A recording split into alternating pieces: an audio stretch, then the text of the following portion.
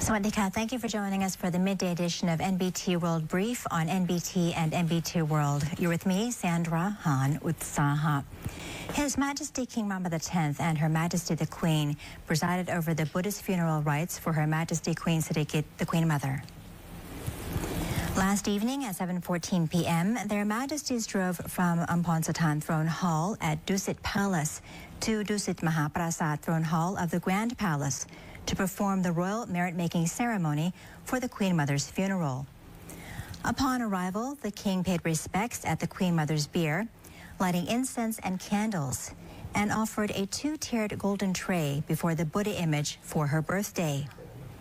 His Majesty then proceeded to the main hall, offering incense and candles at the ceremonial altar before taking his seat. After the Buddhist rites concluded, His Majesty presented robes to senior monks and 8 participating monks. Both Their Majesties poured sacred water while the monks recited blessings. The Queen Mother's grand golden funeral urn was placed beneath the great white umbrella, surrounded by traditional ceremonial decorations. This marks the first time in Thai history that a Queen Mother has been honored with the highest royal funeral rites, equivalent to those of a monarch. Following the Royal Household Bureau's announcement allowing the public to pay respects, people from all walks of life, including government agencies and the private sector, have gathered nationwide to sign books of condolence for Her Majesty Queen SIRIKIT, the Queen Mother. At Chiang Mai City Hall, provincial officials, government employees, and local residents took turns signing the condolence book before a portrait of Her Majesty, expressing their loyalty and gratitude for her lifelong dedication to the nation. The book is open for the public every working day from 8:30 a.m. to 4 p.m. In Buriram, Prajop Jannuan, a 73-year-old silk weaving master and leader of the Ban Na Po Silk Weaving Group, also paid tribute to the Queen Mother. She expressed deep appreciation for Her Majesty's support in promoting mulberry farming, silk cultivation, and weaving as sustainable livelihoods. ได้ข่าวที่แรกก็รู้สึกใจหายค่ะใจหายแล้วก็ตกใจมากค่ะว่าไม่คิดว่าท่านจะจากพวกเราไปเร็วถึงขนาดนี้ค่ะเพราะท่านมีพระคุณต่อราษฎรอำเภอเราให้ได้อยู่ดีกินดีแล้วก็มีงานให้ทำได้ส่งลูกเรียนหนังสือได้รับราชการกันเกือบทุกครัวเรือนก็รู้สึกซาบซึ้งในพระมหากรุณาธิคุณของท่านเป็นอย่างมากค่ะ Maturot Wongta said Her Majesty's encouragement helped improve villagers' income and quality of life. The Queen's personal patronage of their woven silk inspired pride and prosperity among the community. Prime Minister and Interior Minister Anutin Thamwirakoon has reaffirmed that Thailand will not reopen its border with Cambodia on November 1st as rumored. He stressed that Cambodia must first comply with 4 key conditions, including removing heavy weapons, clearing landmines, and resolving online scammer issues before any reopening is considered. Prime Minister Anutin said the recent joint declaration signed with Cambodia, witnessed by U.S. President Donald Trump and Malaysian Prime Minister Anwar Ibrahim as ASEAN chair, did not include any agreement to reopen the border. Instead, it outlined the responsibilities each country must fulfill, with Cambodia required to meet all 4 commitments first. นะครับแต่ส่วนเรื่องของการฟื้นฟูความสัมพันธ์ทางการทูตหรือเรื่องของการเปิดด่านนั้นเนี่ยยังอยู่ในลำดับท้ายๆสิ่งนั้นจะเกิดขึ้นได้ก็ต่อเมื่อ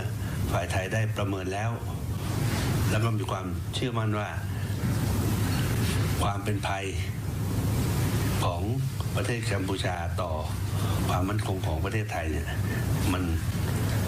ลดลงไปอยู่ในระดับที่ไม่มีความเป็นภัยเกิดขึ้นแล้วเราถึงจะมาเริ่มฟื้นฟูสิ่งเหล่านั้น The Prime Minister noted that Cambodia's initial step to withdraw heavy weapons from border areas is a positive sign, as it aligns with the agreed framework to ensure security and proper management of disputed zones such as Ban Nong Tan and Ban Nong Ya Keo.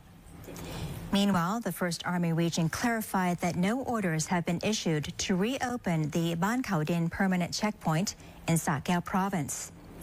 The Borapha Task Force continues landmine clearance operations with the Thailand Mine Action Center, or TMAC, securing over 11,000 square meters of land in the Nong Tan area.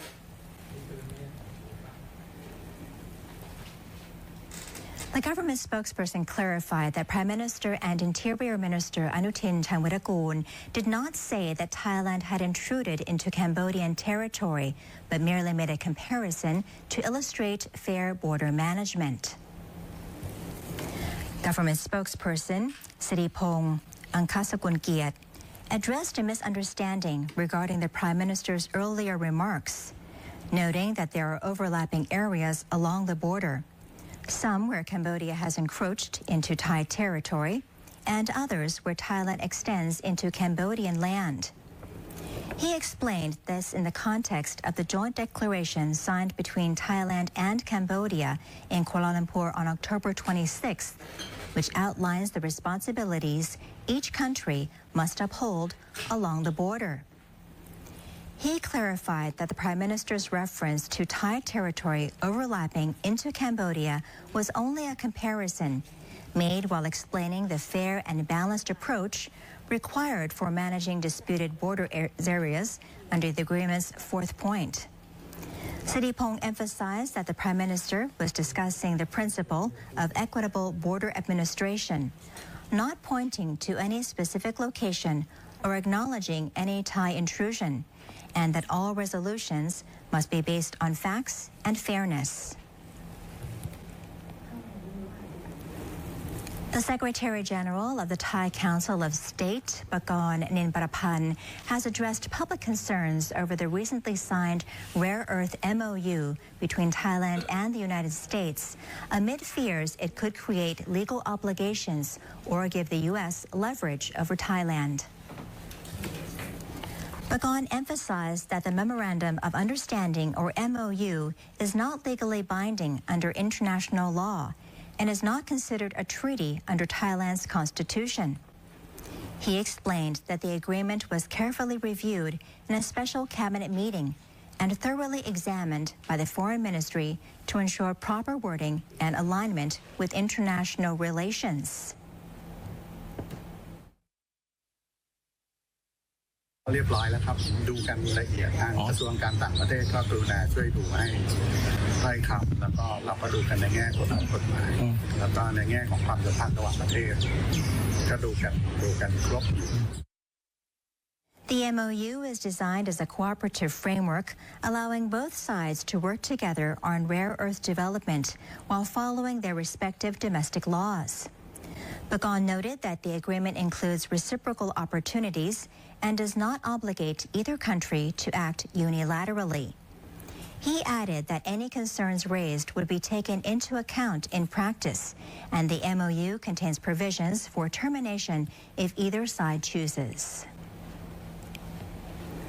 That wraps up our midday edition of NBT World Brief. Stay updated with the latest developments on NBT and NBT World. And for more stories, simply scan the QR code on your screen to access our full coverage across all media platforms. Until next time, I'm Sandra Han Utsaha. สวัสดีค่ะ